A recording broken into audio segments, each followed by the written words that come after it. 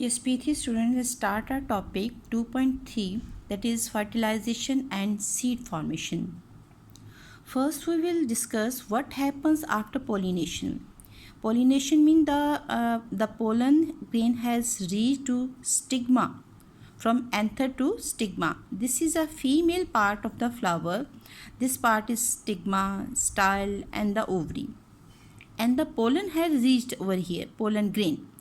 In the pollen grain, there are two cells, tube cell and the generative cell.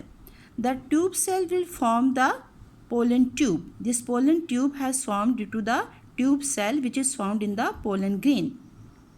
Okay, and this is look towards the inside the ovary. This one is ovule, and in the inside the ovule two cells are found, central cell and the egg cell.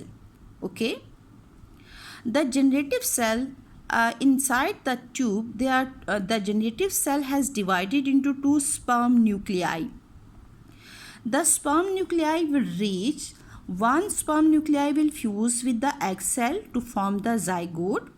Okay, and the other nuclei, there are two sperm nuclei, and the other nuclei will fuse with the center cell, and this will form the endosperm, mean food of the seed. Okay, so in this way the fertilization of the you can say the egg will take place and the zygote will form, and after this the process of the seed formation will continue. Over here you can observe this one is a zygote which is formed due to the fusion of the sperm nuclei with the egg cell, and this one is a endosperm which is formed due to the fusion of the sperm nuclei another sperm nuclei with the central cell. Okay, so in this way the seed will be formed, and the seed contain the embryo which is formed due to the fusion of the sperm nuclei with the egg cell, and after this the zygote will convert into the embryo, and this one is a endosperm which is a stored food for the seed.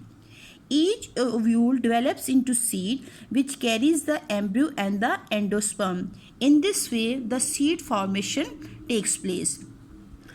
After fertilization, you can say the petals and other parts of the which help in the pollination, mean petals, sepals, anther, stigma, they will fall down, and they will drop off after the drying condition, and the seed formation begins, which I have explained you over here. The ovary develops into fruit, and which carries and protects the seeds. The seeds are you can say released when the fruit is ripe, in a ripe condition. So this is ovary, it will change into fruit, and this ovule will change or convert into seed after fertilization. This was all about the fertilization and the seed formation.